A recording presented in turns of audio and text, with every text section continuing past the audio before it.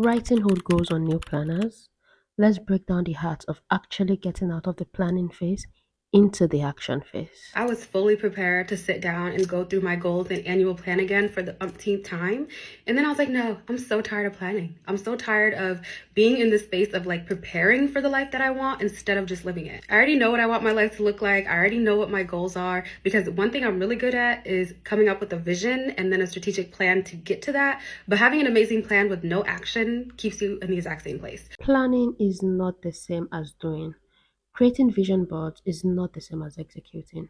Another year rolls around, and as always, we tend to place so much effort on making the planning phase so pretty and detailed. But how many plans have you written down, and how many have you actually executed?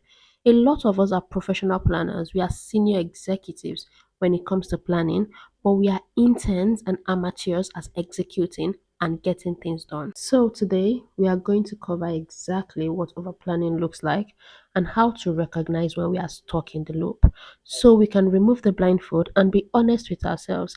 Then we are going to proceed to talk about actual practical steps and strategies to get out of these cycles. You don't need any more information. You don't need to gather any more supplies. You don't need to buy a planner. Just start doing it. We're firstly going to tackle why overplanning happens and what it looks like. Overplanning tends to happen when you have a lot going on at once. For example, when you're balancing a lot, like you're a postgraduate student, you work a full time job, you're starting a content creator journey, you have a family, and you're trying to balance all these things at once. Having this much to balance at once can make you feel like extreme planning is needed. However, this just leads to wasting time and actually not getting anything done. Secondly, the fear of rejection or the fear of failure.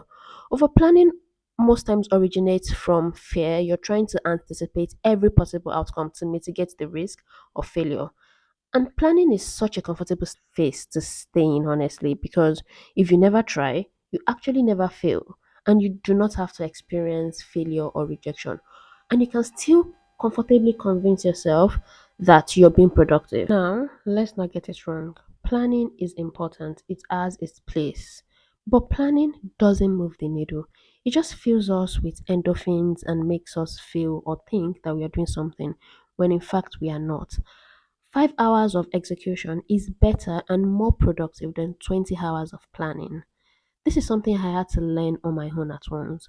You're rewriting the same goals and the same plans on brand new planners every year for multiple quarters now for 2 or 3 years.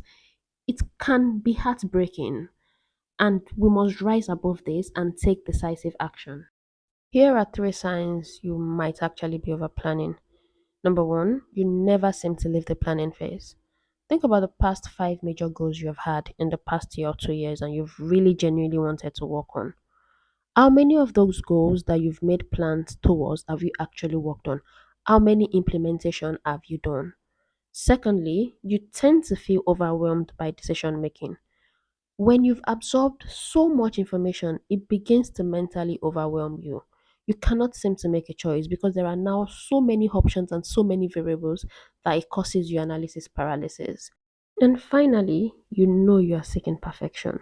You find yourself revising your plans multiple times, trying to avoid any mistake. Perfectionism tends to lead to excessive planning with little to no execution whatsoever. Now that we have covered what overplanning looks like and the signs to watch out for, I want us to dive into the practical steps to break free from this and actionable steps that we can take. Firstly, set a limit for planning. Yes, I am not expecting you to just jump into things without thinking it through at all. I am saying do not let thinking be all you do. Set an hour or two for planning, depending on how big the goal is. And then when that hour is over, ensure you implement 70 to 90% of the initial plan before you allow yourself go back to planning again. Now, at the second stage of planning, when you've implemented 70 to 90%, you're picking lessons from the points you've already implemented, and you're giving yourself another hour or two to reflect on what you've learned and get back right into action. Secondly, break down your goals and tasks into smaller steps. Lofty goals and ideas are honestly frightening and overwhelming, which is why the first 30 minutes of the 1 hour or two I mentioned above should go into breaking the big idea or goal down into the first 2 or 3 steps that are required. The rest of the 2 hours should go to planning that first 2 or 3 steps. And only when step one is 100% complete, step two is 100% complete, and step three is about a 70, to 90% range of completion, do we allow ourselves to go back and plan steps 4 to 6 or 7. Get comfortable with starting out average or below average. Nobody gets great at anything overnight, and our ego and pride sometimes tries to deceive us into thinking we are the exception to that rule. Your first line of code will be basic. The first app or website you build will be wonky. The first clothes you sew will have issues.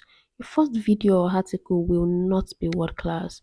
And the sooner we remove the pressure from ourselves, and the better for us, and the sooner we can get the practice in and start growing. Acknowledge the cost of waiting. Accept what waiting means. Acknowledge the time that is being lost. An extra day spent planning is an extra day in which you actually did nothing.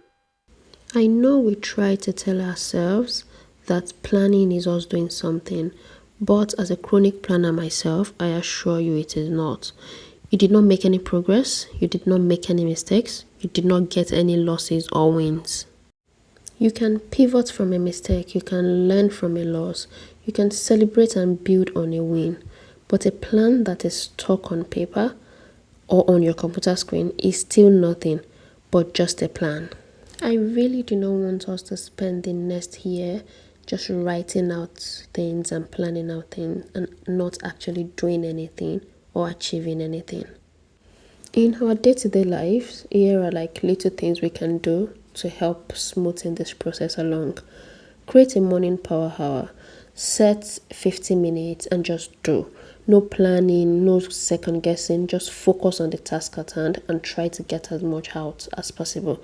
And also make sure you eat so that you can keep your energy levels steady. You don't want dips in your energy level along the day. Also, I would suggest you use Pomodoro techniques, which is like 25 minutes walk and 5 minutes of rest, or 50 minutes of focus and 10 minutes of rest.